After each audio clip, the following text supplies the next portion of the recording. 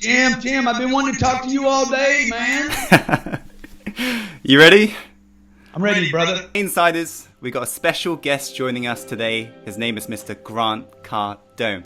Now, Grant Cardone, among many other things, is considered as one of the top-rated sales experts in the world. He's also a New York Times best-selling author and a radio show host of the Cardone Zone. If you've not heard of him before, you might find him to be a slightly bit too much or controversial in a sense. But this guy, I believe, is no BS. He's authentic to his heart, and this is what Insiders are all about, bringing on guests, who speak from their heart. So Grant, just want to say welcome to the Success Insider Show. Hey Tim, thank you so much. But why do you frame this up as I'm too much, man? Why do you start there? I'm not too much. Maybe it's not me being too much, but other people not living up to their own potential. Yeah, I definitely think another so. way to say that is particularly people in England. I got to tell you, man, your country is filled with people that judge everybody else as too much. When I go there, I'm like, dude, you guys are too little, man. When you guys going to be a better father, a better wife, a better parent, a better provider? You quit making excuses and do something large.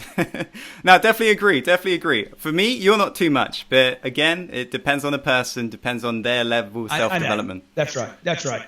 So Grant, I think a good place to start would be for people who've not heard of you before, just basically about your story of how you really got to where you are today.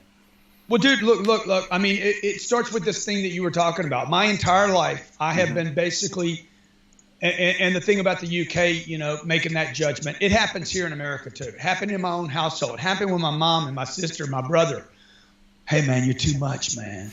You're too loud. You're too noisy. You're too fast. You want too much. I mean, I've heard this my whole life, right? Since I was 8 years old, even as a little kid, 5, 6, 7, 8 years old, I've always wanted great things for myself. And I think if people really got honest and look back on your childhood or maybe look at your kids, they want to do great things. And then somehow they're convinced or talked out of it.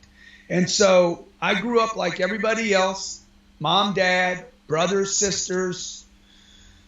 I'm this rambunctious little dude. I see the movies and I think I'm going to be that guy. I see the cartoons and I think I'm going to be the hero. And I see a rich guy on TV. I want to be rich. I see James Bond. I want to be the guy getting the chicks and has the fast cars. Like the only difference with me, man, is I just keep telling people that's been me.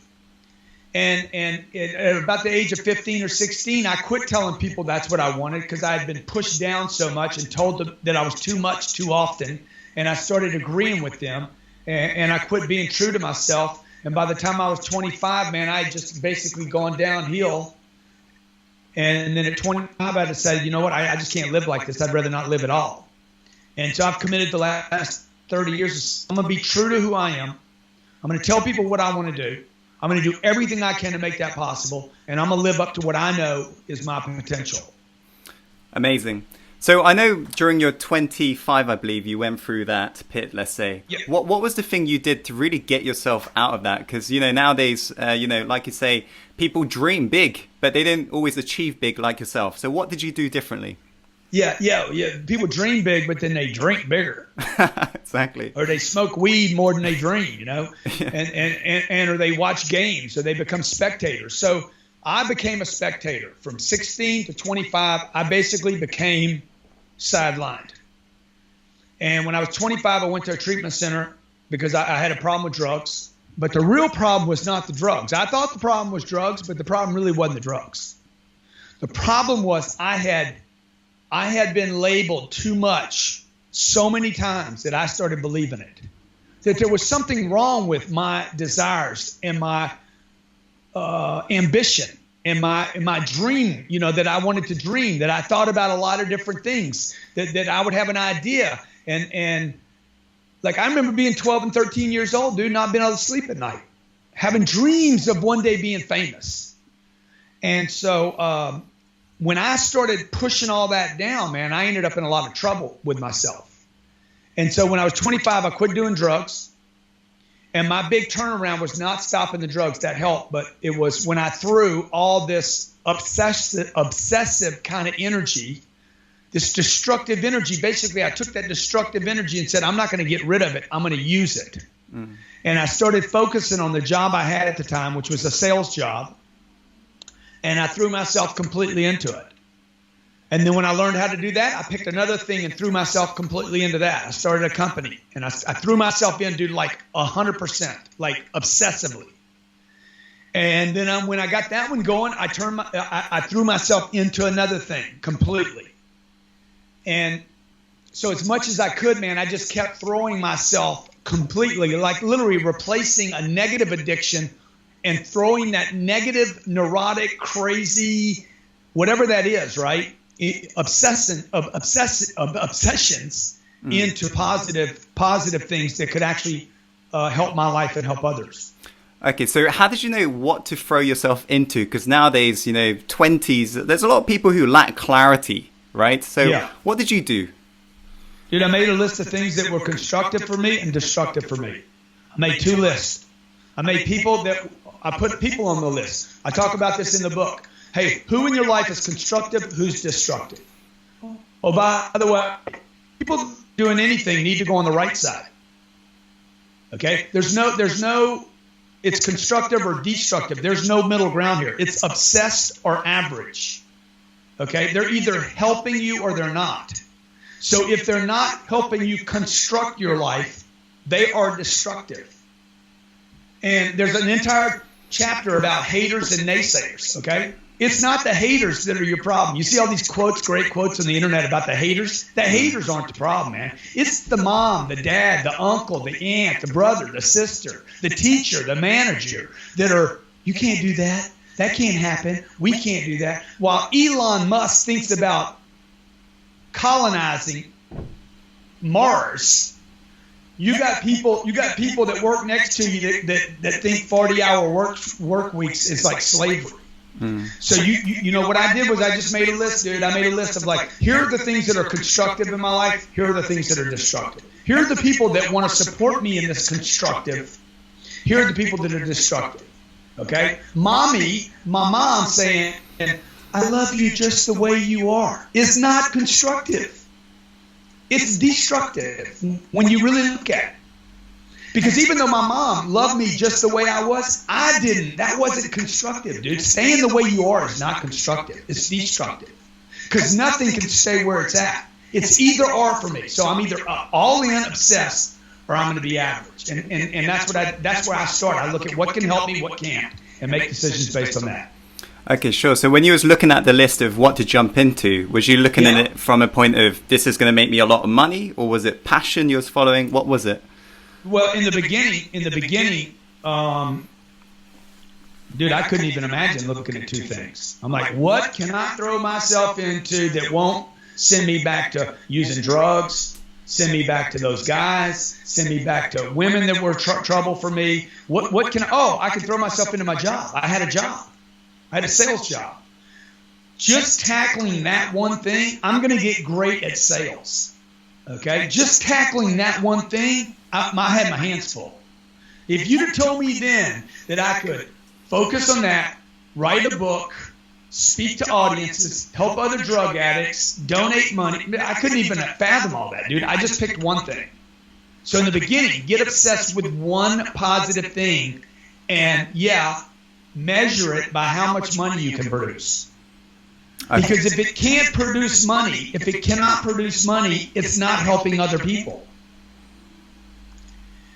So, and if it's not helping other people, then you're all by yourself again. And you can't be great if it's nobody knows anybody that just helped themselves. Nobody became famous just solely taking care of themselves.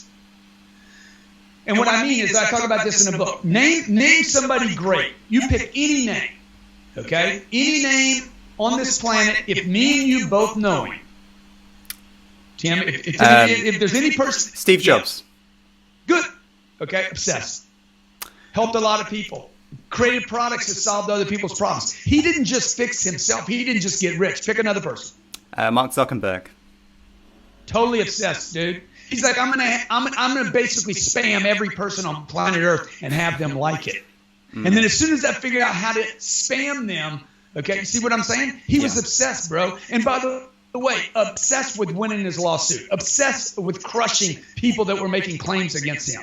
And now, look, he just offered to give $3 billion to charity. Look how many people he helped because of his obsession. Both of those people, by the way, have been criticized for being too obsessed. Damn right. So what would you say then to people who can't find what they're obsessed with? Because what would you say to that? You're basically, the problem is if you can't find it, you have people around you that are convincing you to be average. A blind man called my show today and he says, I'm blind. He's looking at real estate. One of my companies, we buy real estate. We teach people how to buy real estate. And he says, how do I assess deals? Grant, what would you do? Here's a blind man, dude, calling me. I said, you know, man, the truth is most people I meet are blind. I've been blind most of my life. I couldn't see even though I had two eyes that worked. Couldn't see what was in front of me. So if you can't see opportunity, it's because you have a bunch of people around you that have blinded you. Because it is not normal not to be able to see. It's not normal to be average. It's not normal not to have ambitions. It's not normal to not be motivated. But notice what happens on this planet today. If a person shows up today, highly motivated, energized, excited, like the way I am right now, extroverted, animated. Man, this guy can be a little bit too much for some people. It's where we started the interview, dude. It happens to me all the time. That wasn't you saying that about me. It's what you've heard probably other people say about me. Definitely, yeah. And so the labels start. Too much, all the way to, ADD, ADHD, COPD, obsessive compulsive, control freak. Just go down, maniacal, greedy, selfish, braggart, arrogant. Look at all the labels, man. Millennial, senior, white, black, Asian, Hispanic. They're all labels. Short, tall, fat, skinny. Dude, they're labels, bro. Okay? Okay, here's the deal. Are you obsessed or are you average? Obsessed. The Van Goghs, the Mozarts, the Jesuses, okay? Dude, they were obsessed, man. Jesus was so obsessed at the age of 33, he's like, dude, strap me up, let's roll. Okay? I'm willing to die for the cause. In 2,000 years, we're still talking about it. So people need to make a decision now, okay? Are you going to be all in and labeled too much? Or nobody going to see you because, dude, nobody can see you because you're average. You're such a blend-in, and the blend-ins don't make a difference. Okay. In a way that you are a bit too much, but in a way, that's how you view it. It's how you view it. It's how you frame it. Totally. And by the way, who is saying I'm too much? People that are too average little. Masses. Yeah. Definitely. Exactly. Who is, because if I meet a billionaire, I got a buddy of mine just sold his company for $21 billion. He doesn't say I'm too much. Yeah. He never says I'm too much. Okay. I meet with Mark Cuban. I emailed Mark Cuban last week. I'm saying, hey, Mark, I don't know if you know who I am. He writes me back right away. Of course I know who you are, dude. He doesn't say I'm too much. Okay. So notice that I meet people above in the food chain, higher in the food chain than I am. Yeah. They don't say that me buying a plane is too much, man. They understand why I would buy a plane. Another billionaire friend tells me, he's like, dude, that was smart buying that plane and putting 10X on the tail. But my accountant says, man, that doesn't make any sense buying a plane. Notice who's judging who. And by the way, I talk about this in the book. People aren't talking about me. They're talking about themselves, man. They're not saying I'm too much. They're saying they're too little. They're saying, man, I hear all the time, man, you market and promote yourself too much. They're not talking about me. They're talking about themselves. They're saying, I don't market and promote enough about themselves. Okay. So what can you do to really ignore all of that mess? Don't ignore it. Don't ignore it? Okay. Don't ignore it any more than you want to ignore anything, okay? Robert Kennedy said, John Kennedy's brother said, look, hang a lamp on your problems. Shine a light on your problems, okay? So look, what I want to tell people is this, because I tried the other way. I want to be rich. I want to be famous. I'm going to write books that sell millions and millions and millions of copies, okay? I'm going to be known by 7 billion people on planet Earth. Half of them are going to hate me and half of them are going to love me, but nobody's not going to know me. I'm going to take my real estate portfolio to 4 or 5 or 8 billion dollars. I'm going to go public, okay? I got a hot wife, 2 beautiful kids, and I want to help the planet. I'm going to make a difference for the better, and I believe that I can. I want to be an uncle or a dad or a grandpa or whatever, a brother to millions of people on this planet. And so I'm going to make the big claim, and I'm going to find out who's with me and who's not.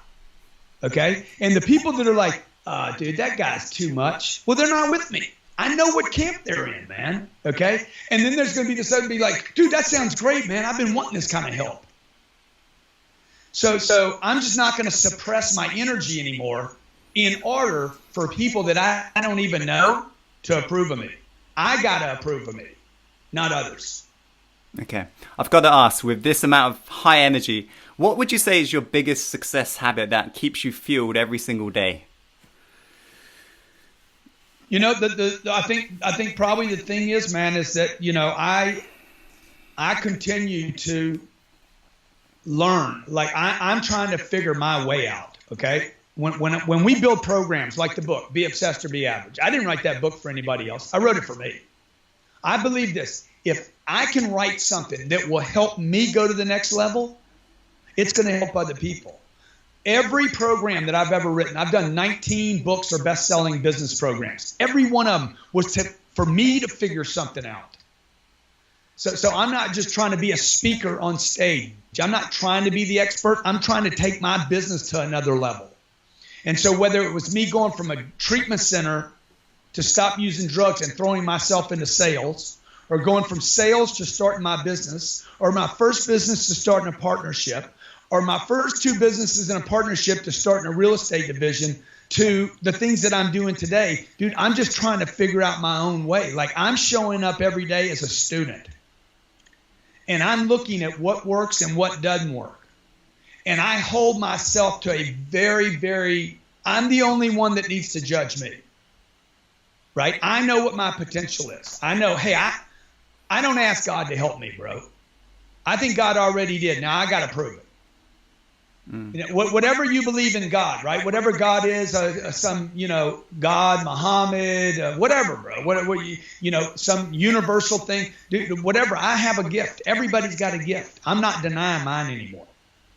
I want to validate that I'm blessed and that I'm gifted. So my ADD is a gift, if it's ADD, because I don't think it's ADD. I think it's freaking, I'm a genius. Okay? And I'm not going to not tell people I'm not a genius, bro. I think I'm a star, man. I think I am James Bond. Dude, I'm Iron Man, bro. I'm Batman and Superman, Grant Man. See, I want to be great. I want to be all those things. I want to be that to my kids. Yeah. I want to have millions of kids. Somebody said something about Angelina having 6 or 7 kids. I'm like, dude, I got millions of kids, man. I want to be responsible for millennials, seniors, boomers. I want to help people. I want to know people all over the world. The most valuable asset on this planet is time. The second one is friends. And third is money. I need money, man. I need money for all that, okay? So I want to have friends all over the planet that know my name after I'm dead.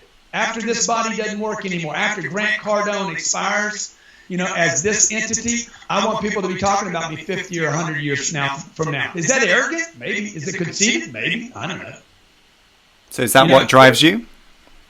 That's totally what drives me. I want to make a difference. I want to leave a legacy. I want to be one of the greats.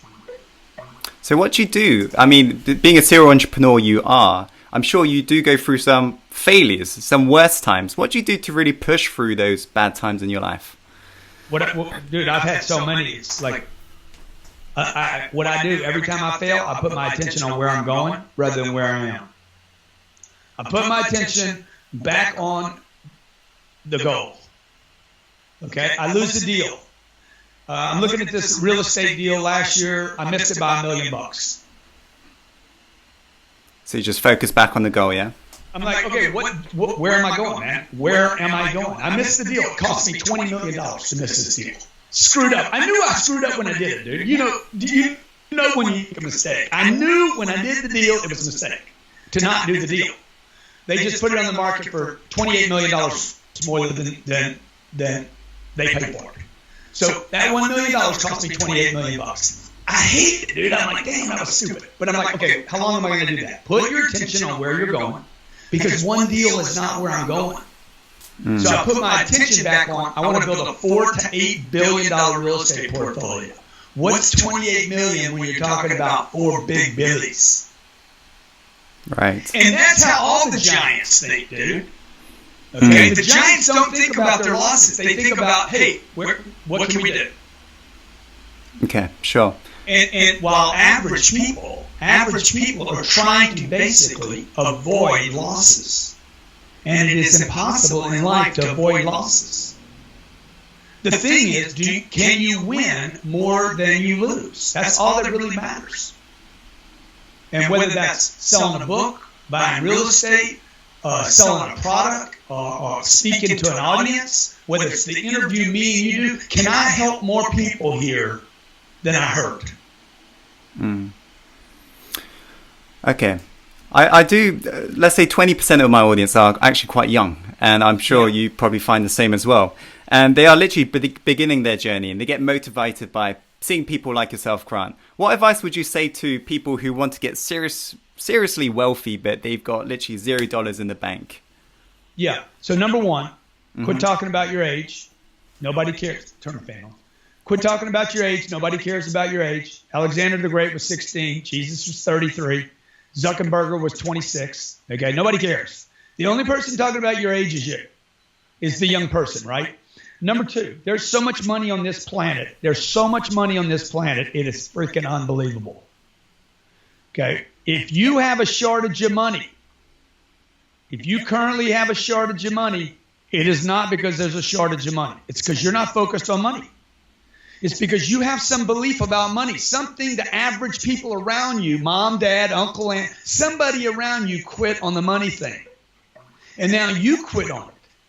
Because a shortage of money only indicates people don't understand something about money. There's no reason to be short on money. With a product that is so abundant, there's more money on this planet this year than there was last year because all the countries are printing more money. So everybody should have more money. So why not? You're not showing up. You're not thinking big enough. You're not offering a service. You don't know how to get it. You don't know how to ask for it. You're not meeting people. You're not getting out of your place. So people need to surround themselves. Start studying people that know about money. Start studying people that have accumulated a lot of money. 3 things people need to know about money: how to get it, how to keep it, and how to multiply it. Almost no one knows how to get it. Fewer people know how to keep it, and almost no one knows how to multiply it. So that's what I would do. I would study people that have done those 3 things. Okay, and who would you say are the best people to study? Well, dude, look, I study people that are above my pay grade, right? I study people that have done more than I've done. Warren Buffett. I mean, study guys that don't have money problems. You know, study billionaires. Study guys. Do I want to study Kanye? No, not really, man. I love Kanye's music. I'll give Kanye some money because I know he's going to blow it. You know, Kanye knows how to make money. Kanye does not know how to keep it or multiply it. So who do I want to study? Man, I want to study Warren Buffett. I want to study Mark Cuban. Okay, what do these guys do? Warren Buffett says the way to reduce risk is not to diversify your investments. The way to reduce risk is to increase your knowingness and certainty about that investment. If it wasn't for Warren Buffett being worth $80 billion, he wouldn't have as many investments as he has. The reason he has so many different investments now is because he's got money. He's got so much money that he's got to put it in Coca-Cola, in See's Candy, in a railroad. He's got to buy different things, but he's not trying to diversify. All the wealthy people, there's so much misinformation about money. The wealthy don't diversify. Okay, the wealthy actually put all their money in one thing and watch that one thing, or maybe a second thing that they know, or a third thing, right? So that's what I would do, man. I would study people that have already created wealth. Go back to King Solomon, some of the richest people that have ever lived on the planet. Go back to the early 2,000 years ago. What were they saying about money then? What were they? and obsess with those people. Okay, control, man. You want control. Control equals income. Buy time. Don't sell time.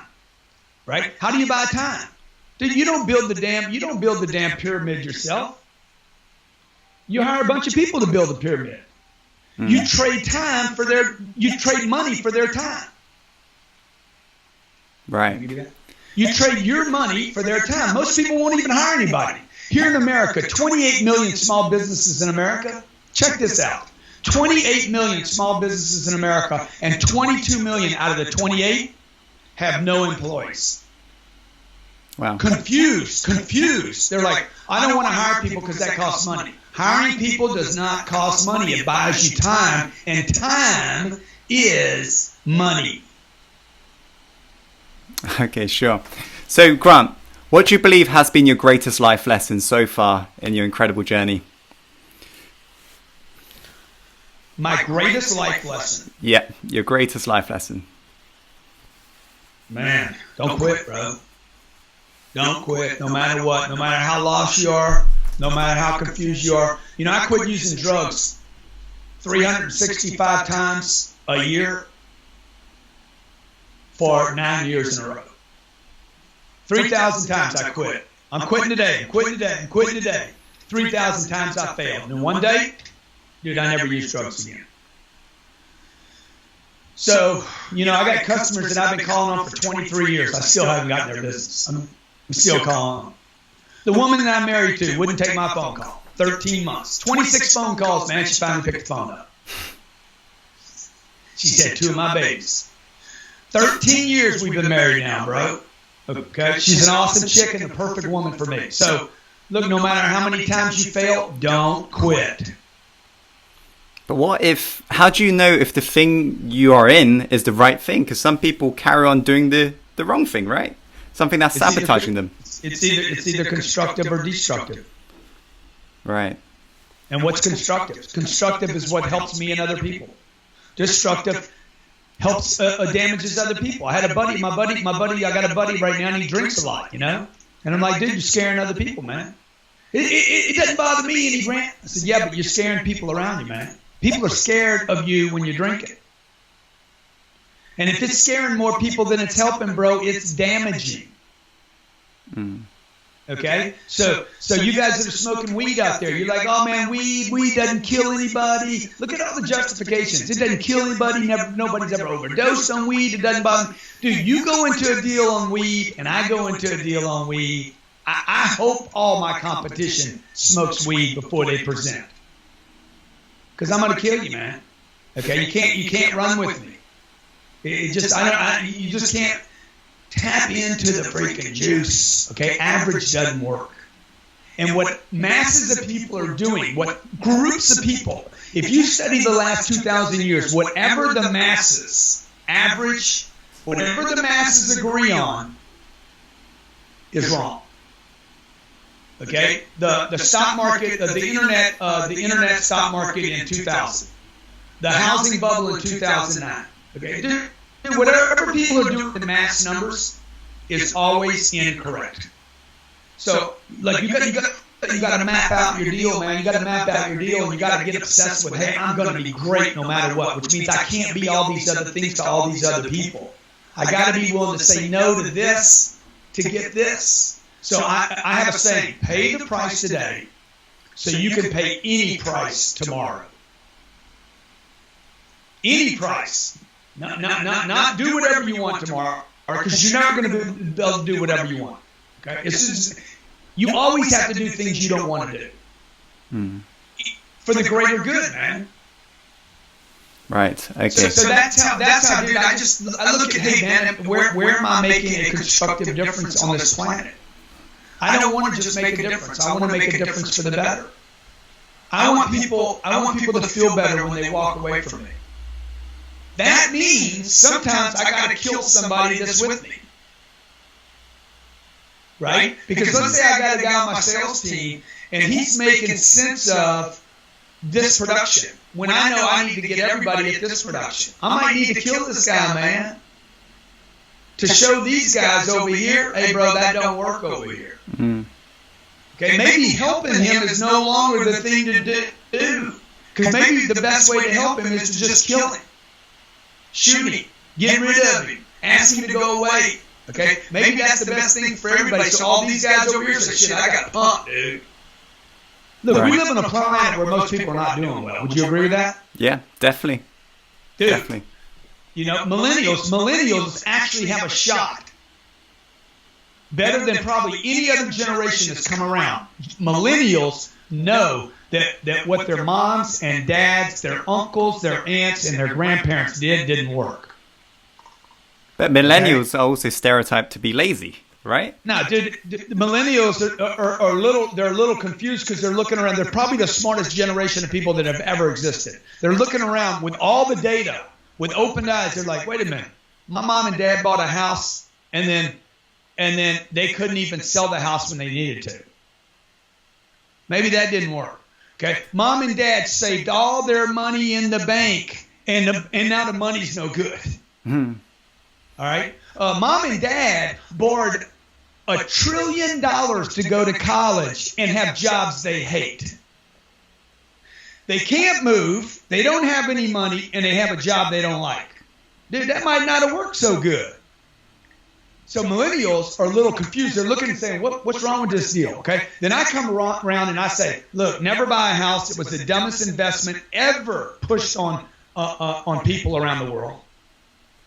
It means you lose your mobility.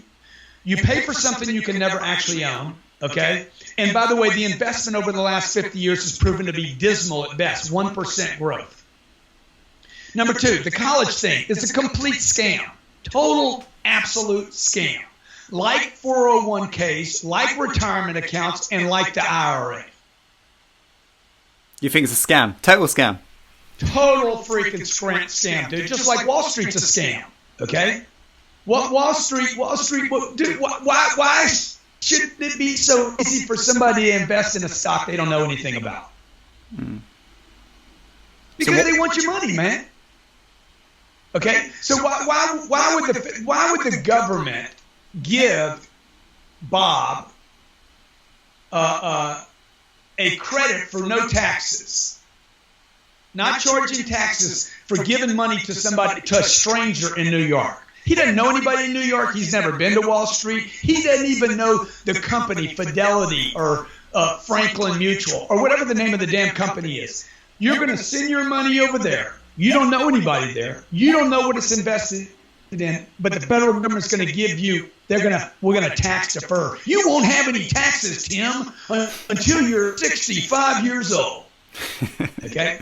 Because Wall Street basically created a little scam, and the scam was if we could get Tim to give his money to us for 44 years, we would have control over his money for 44 years.